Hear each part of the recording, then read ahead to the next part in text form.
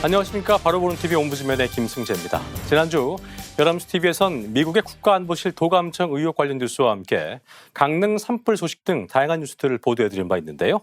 먼저 지난주 주요 뉴스부터 정리해보겠습니다.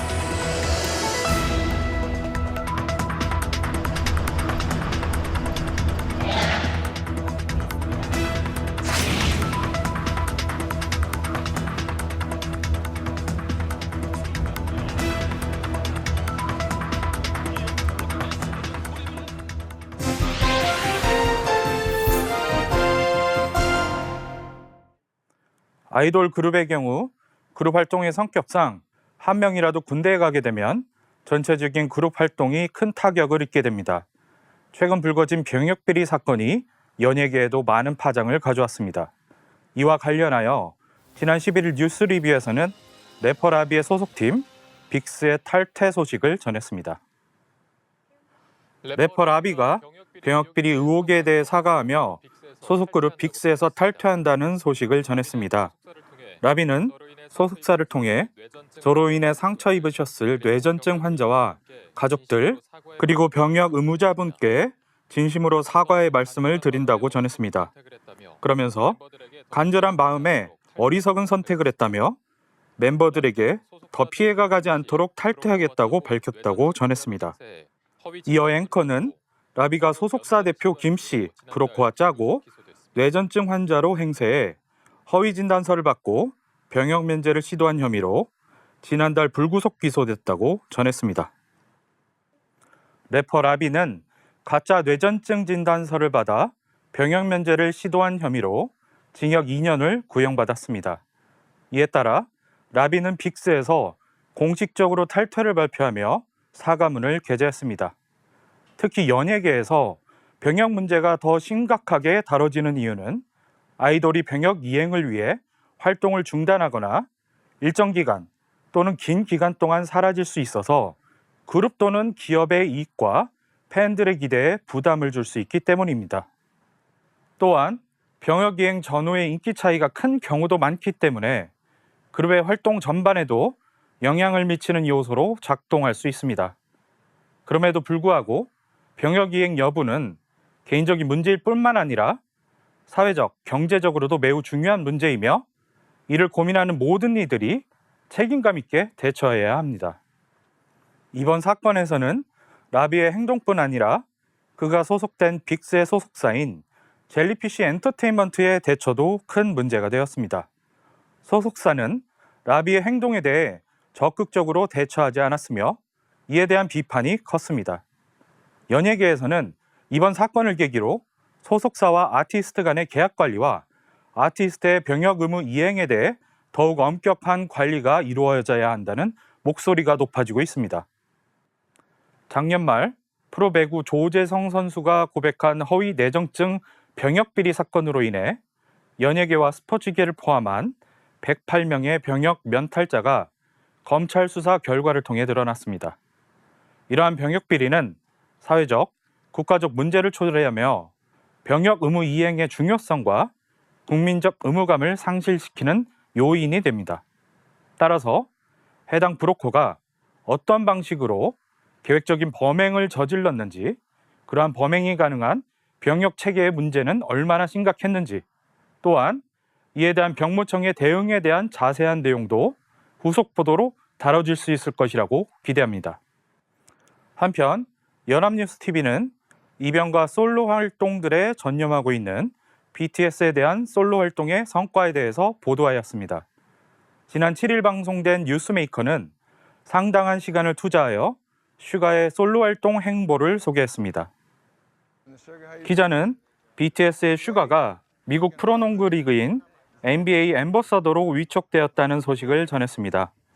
슈가는 어린 시절부터 농구를 정말 좋아했다. 영광으로 생각한다. 앞으로도 NBA와 함께 새로운 것을 많이 보여드리겠다라며 앰버서더로서의 포부를 밝혔다고 전했습니다. 또한 슈가는 앞으로 NBA 경기 및 이벤트에 참석하고 홍보 활동에도 참여할 예정이라고 전했습니다.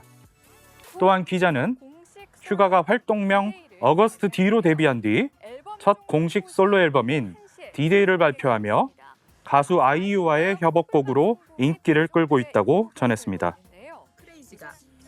한편 뉴스 17에서는 임민아 특파원이 BTS의 또 다른 멤버인 지민의 솔로곡 Like Crazy가 미국 빌보드 차트 정상에 올랐다고 전했습니다. 이와 더불어 지민이 빌보드의 역사를 쓰고 있다는 여러 외신의 소식을 전하기도 했습니다. 한국 솔로 가수 중에는 싸이가 2012년 강남스타일을 빌보드 차트 7주 연속 2위로 기록한 바 있지만 지민이 한국 솔로 가수로는 최초로 빌보드 차트 정상에 올랐다면서 지민이 빌보드의 역사를 쓰고 있다는 미국 CNN 방송의 논평을 전달하기도 했습니다. 이어 임 특파원은 미국 경제 매체 포브스의 지민의 솔로곡이 이번 주 미국 음악계를 장악했다고 전하며 영국 방송 BBC는 지민의 이번 성과가 방탄소년단의 세계적인 팬덤이 지속되고 있음을 보여준다고 전했습니다. BTS 멤버들의 군대 입대와 그룹 활동 전망에 대해 군백기를 잘 넘길 수 있을지 우려가 있었던 것도 사실입니다. 기존 아이돌 그룹의 경우 빅뱅처럼 모든 멤버들이 비슷한 시기에 입대해 공통의 공백기를 갖거나 슈퍼주니어처럼 한 명씩 차례로 입대하고 남은 멤버들이 유닛 활동을 해서 공백기를 넘어가거나 했습니다. 군백기가 크게 체감되려면 아이돌 그룹 완전체의 브랜드적 성격이 강해야 하는데 BTS는 멤버들의 솔로적인 역량이 강해서 다른 멤버가 군대에 가도 또 다른 멤버가 기존 수요를 충족시킬 만한 활동과 관심을 제공하고 있습니다. 비틀즈가 그룹 해체 이후에도 개별 멤버들 역시 팝 음악계에 많은 영향을 준 것처럼 BTS 멤버들도 그룹에서 개인으로의 패러다임이 변화할 수 있을 것으로 예측되고 있습니다.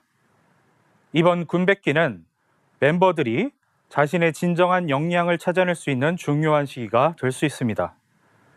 멤버들의 개별 활약에 대한 관심도 높아질 것이라고 예상됩니다. 한편 BTS J-Hope이 진에 이어 육군 현역으로 군입대를 한다고 합니다. 긴 시간 동안 병역 면제 이야기가 있었으나 정부의 미온적 대응 속 논의를 진척시키지 못한 채 군백기에 돌입한 BTS는 여러모로 귀감이 되고 있습니다. 최근 인종, 성별 등의 다양성을 반영하려는 전략으로 원작을 재해석하려는 작품들이 많아지고 있습니다. 그러나 이에 대한 비판도 존재하며 어떤 작품은 원작의 취지나 메시지를 해친다고 비난받기도 합니다. 지난 7일 출발 600은 신작 영화들을 소개하며 관련 소식을 전했습니다. 보도에서는 곰돌이풀을 공포 영화로 비틀어 본 작품은 다정하던 곰돌이가 칼든 살인마로 나온 것에 대해 불편하다는 비판이 있었지만 미국에서는 제작비 40배에 달하는 흥행을 거두었다고 전합니다. 또한 디즈니 애니메이션을 재해석한 실사 뮤지컬 영화 인어공주에서는 흑인 배우 겸 가수 할리 베일리가 주연을 맡았고 이에 대해 인어공주의 원작 취지와는 어울리지 않는 지나친 정치적 올바름을 비판하는 목소리도 있었다고 합니다. 하지만 할리 베일리는 작품의 메시지에 주목해달라고 말하며 새로운 작품에서는 왕자가 아니라 자신을 찾으라는 더 중요한 이야기가 있다고 말했다고 전하였습니다. 이러한 원작의 재해석과 비틀기는 계속될 전망이며 평가는 관객들의 몫이 될 것이라는 논평을 하기도 했습니다. 원작 비틀기란 기존에 존재하는 작품을 새로운 형태로 재해석하거나 변형하는 것을 말합니다. 이전에 존재하던 작품에 새로운 요소를 추가하거나 전환하는 것을 의미합니다. 대표적인 예로는 영화나 드라마에서 기존에 있던 작품을 원작으로 삼아 새로운 버전을 만드는 것이 있습니다. 이러한 원작 비틀기는 기존에 있던 작품에 새로운 재해석을 제공하며 새로운 팬층을 만들어내는 데에도 큰 역할을 합니다. 새로운 다양성 전략으로서 기존 작품에서 찾을 수 없는 재미를 가져오기도 합니다. 뿐만 아니라 디즈니 캐릭터인 곰돌이 푸를 공포 영화로 변형한 작품은 해당 동화의 저작권 유효 기간이 만료되어 제작이 가능했습니다. 저작권 만료로 다양한 장르적 변화가 가능해졌다고 해석할 수 있으며 인종적 다양성 차원에서 흑인을 캐스팅한 헐리우드의 시도에 대해 정치적 올바름의 문제가 제기되는 것은 어쩌면 미국 내의 문제라고 할 수 있습니다. 그렇다면 한류가 글로벌 시대에 해외 한국 문화의 다양성이란 측면에서 어떻게 인식되고 있는지 궁금해집니다. 미국 중심의 다양성 담론은 주로 인종주의를 개선하고 있지만 다문화 중심 문화 다양성 정의가 한류 정책 및 문화예술 정책에서 확장될 수 있습니다. 대중문화가 가지는 획일화나 표준화 논쟁, 한류의 민족주의적 성격에도 불구하고 문화 다양성과 사회적 가치 추구를 위한 방법은 무엇일지 고민할 필요가 있습니다. 그런 만큼 관객의 불편함에 대한 우려보다 이러한 다양성 추구가 의미하는 정치, 경제, 사회의 의미를 되짚어보며 논의를 확대해 보았다면 좋았을 것이라고 생각합니다.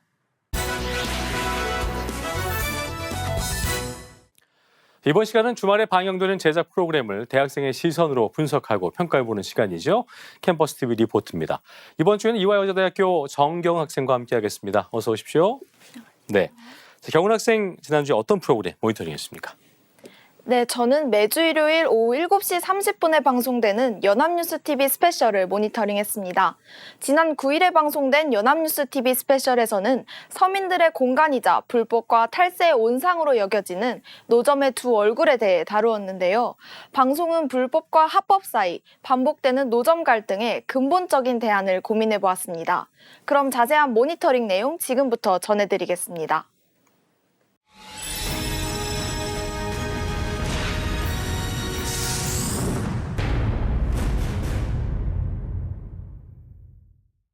방송은 지난달 25일 서울시 의원회관 앞 노점 상인들의 집회를 보여주며 시작합니다.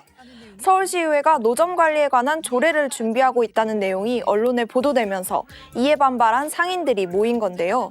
문제가 된 내용은 민원이 3번 이상 들어오면 해당 노점을 철거한다는 삼진아웃제라고 합니다. 서울 송파구의 한 노점 상인은 노점상과 같이 의논하고 협의체를 구성해서 법이 제대로 만들어질 수 있도록 해야지 약자들이라고 해서 막무가내로 법을 만드는 것은 옳지 않다고 말했는데요.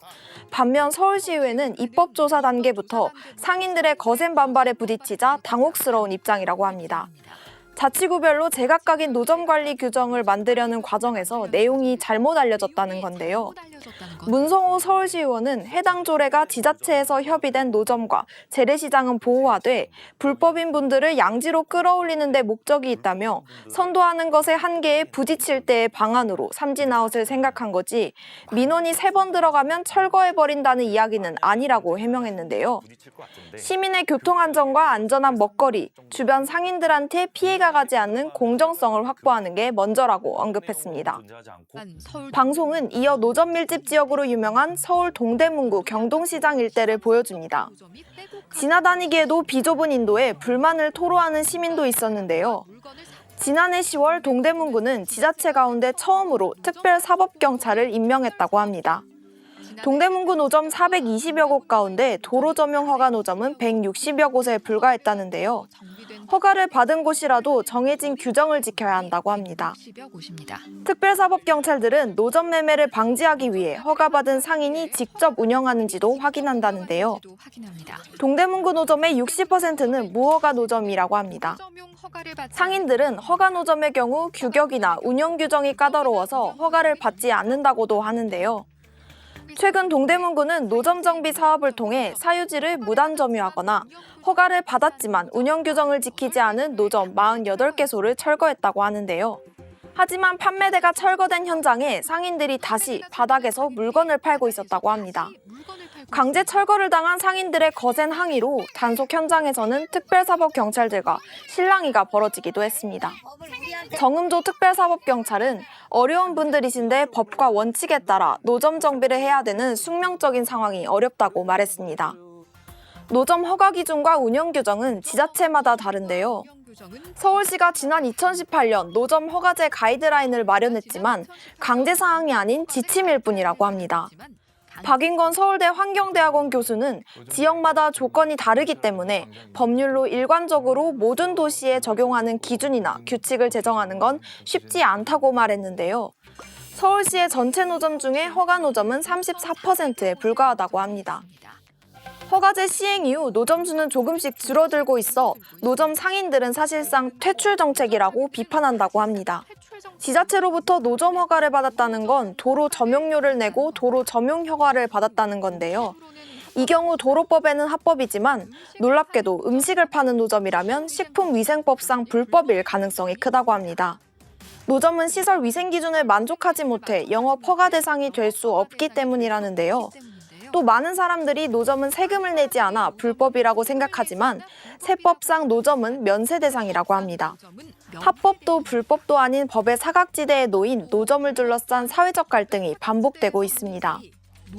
방송은 단속이 계속되어도 상인들이 노점을 계속하는 이유를 알아보았습니다. 노점 상인을 대상으로 한 설문조사에 따르면 노점을 하게 된 주된 이유는 사업 실패 또는 실업이 가장 컸다고 합니다.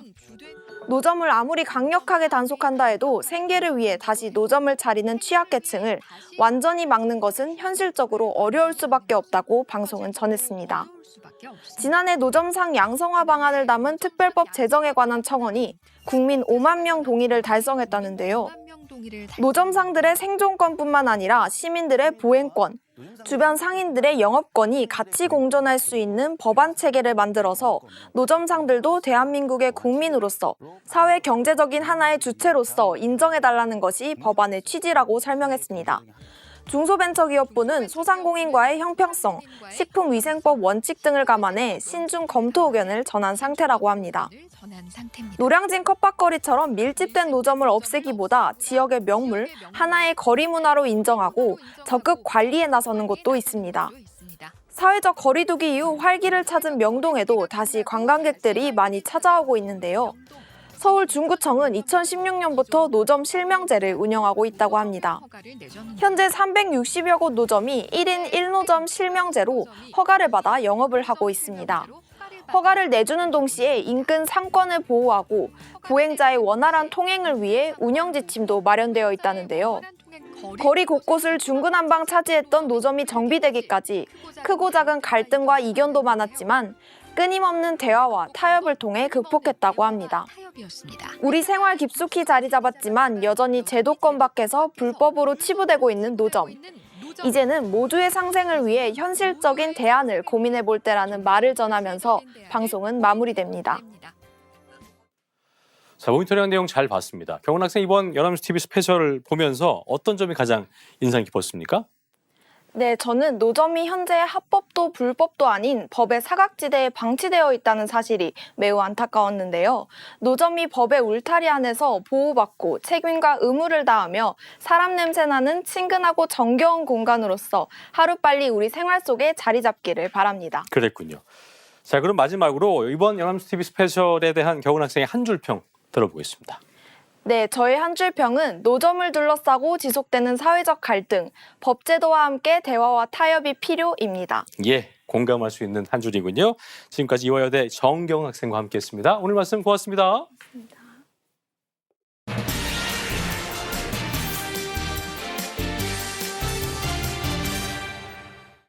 자, 마약 청정국가로 불리우던 대한민국은 이제 옛말입니다. 이제는 10대로까지 마약 범죄가 광범위하게 퍼져 있는 것이 우리의 현실인데요. 오늘 TV와 비평에서 관련 내용들 자세히 짚어보겠습니다. 도움 말씀에 국가공무원인재개발원의 김진숙 교수와 함께하겠습니다. 어서 오십시오. 네, 안녕하세요. 예, 반갑습니다. 최근 강남 학원가의 마약 음료 사건 보셨을 텐데 네. 이 보도가 상당히 충격을 줬었죠. 우리에게는 좀 생소하다 싶던 마약 관련 보도가 급증하면서 우려의 목소리가 나오고 있는 건데, 자 먼저 우리의 그 일상까지 파고든 마약 범죄에 대해서 언론이 어떻게 보도하고 있는지부터 좀 짚어주시죠. 네, 이제 마약이 이제 드라마의 소재로 등장하는 것을 사실 그동안 자주 봐왔는데 예. 이제는 현실에서도 기상천외한 마약 범죄가 잇따르고 있습니다. 그렇군요. 마약이 일부 연예인이나 상류층 자녀에게만 국한되는 것이 아니죠. 네.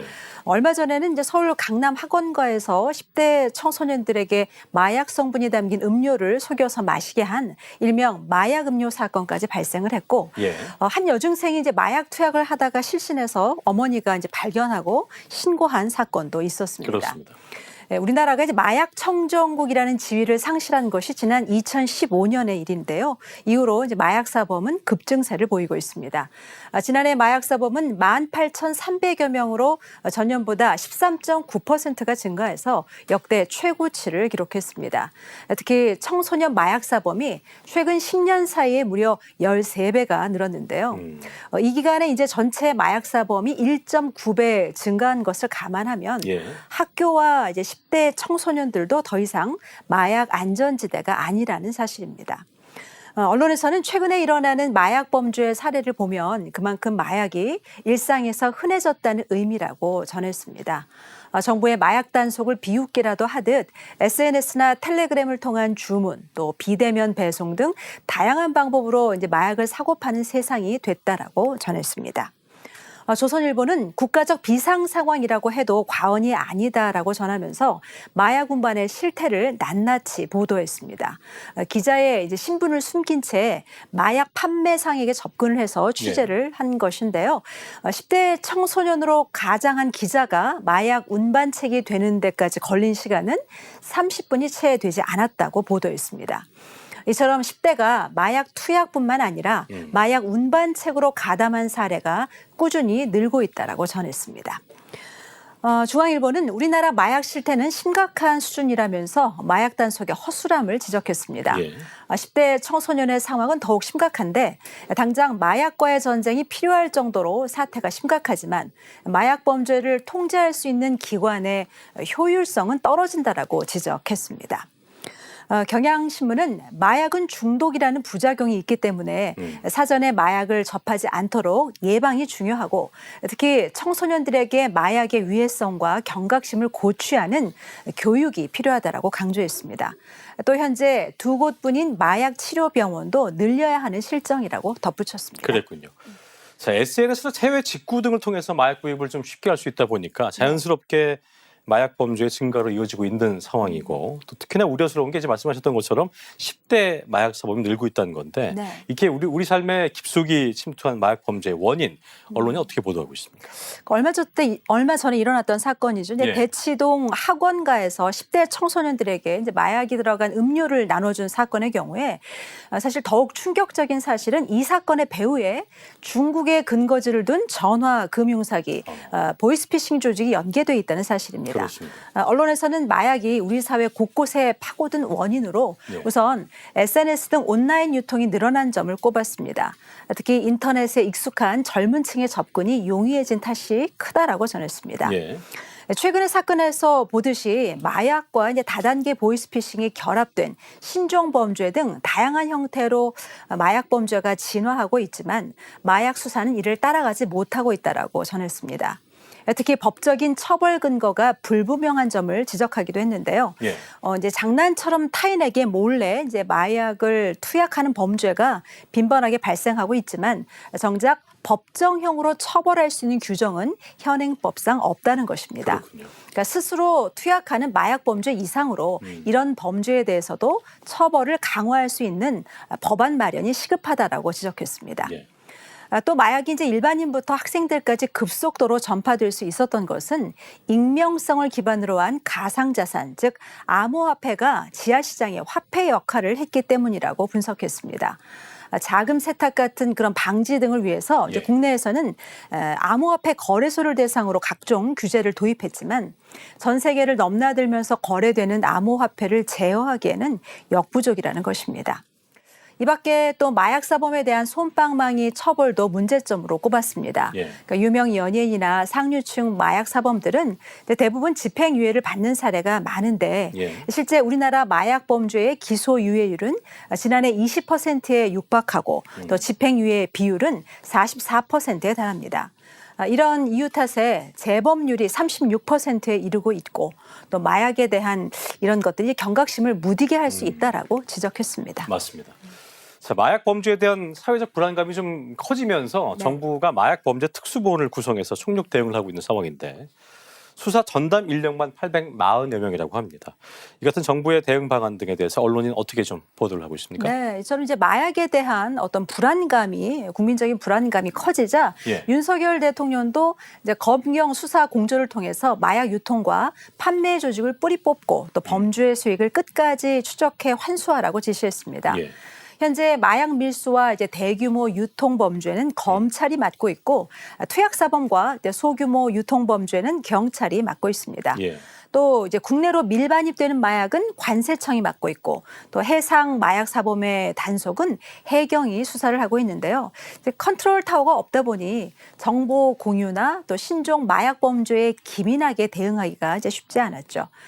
그래서 범정부 차원의 마약범죄 특별수사본부가 구성됐는데요.